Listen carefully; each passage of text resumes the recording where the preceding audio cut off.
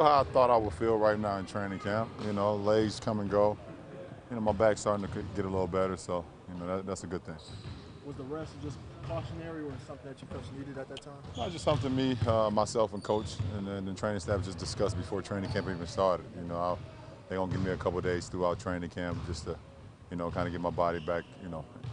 Give my body a chance to rest and regroup. So something we already discussed. LeBron, you've been playing international basketball since about 2004 now. Do you remember the first time you heard about David Blatt, when he got on your radar? No. I think it was the World Championship was the first time in 2010, I believe it was. You know, he was coaching Russia, correct? Right. And that's when he kind of got on our radar. You know, that team started to play very, very well. When you started to look at this situation and look into him, did you reach out to people that played for him? I think one of your high school teammates played for him, right? Well, he played against them. Yeah, he played against a team that he coached, but you know, him being here, it wasn't part of my process of coming back. Obviously, you know, I was excited once I made the decision to get to know him, get to know what he's about, and you know, it's been good so far. Ronnie says there's a little bit of a European element to his offense. Do you agree with that, and do you like the fact that? Yeah, less dribbling, more ball movement. You know, the pass is always faster than the dribble.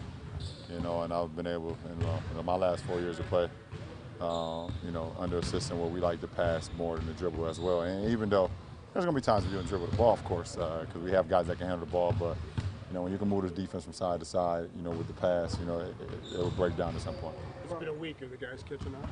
Well, offensively, yeah, we are. I think defensively we're a little behind.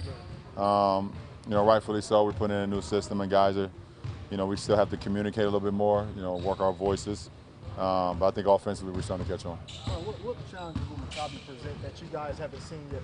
Well, we don't know. I mean, we're going to watch film on them tomorrow, though. We're going to meet tomorrow, watch film on them, and we will see the type of challenge they will put on our defense. So we're scouting tomorrow. I think a lot of people in your position would probably be the coach would matter, but you came here without really knowing much about David. I assume you didn't know much about Eric when you went to Miami.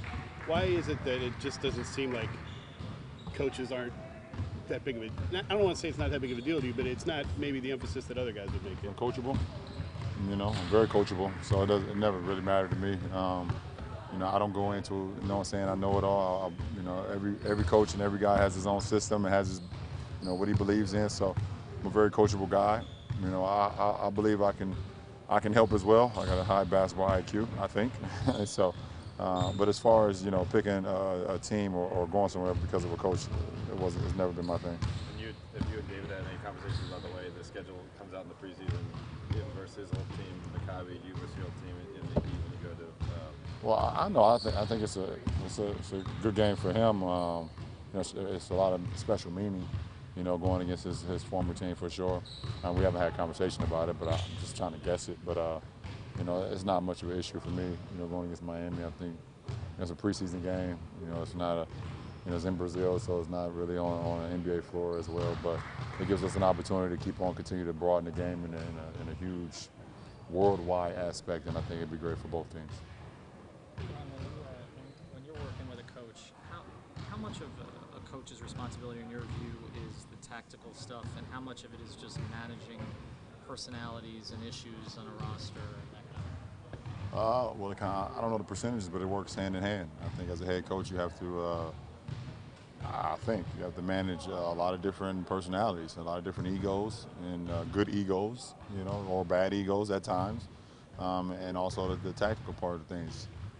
I think what helps is, you know, having a good supporting cast, meaning his assistant coaches as well, to be able to buffer some of that stuff so it doesn't hit the head coach as much, because he has to do a lot.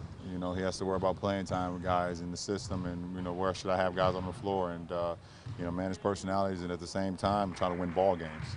You know, so having a good support system, meaning his assistant coaches, helps a lot. So that having guys like Larry and Tyron who've been around. Well, it helps when you have guys who've been, you know, head coaches or next to big-time head coaches, and we have that, you know, and you know, Larry Drew has had so much success in his career. You know, T. Lue being with Doc for so many years, you know, even with Jim Boyle, and you know, having him around as well.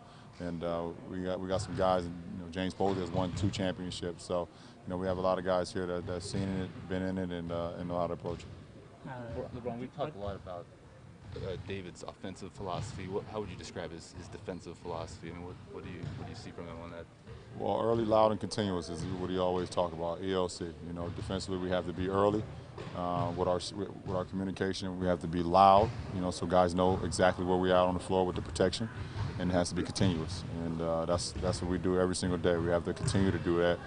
I believe we got a long way to go, but you know, we're in the right direction.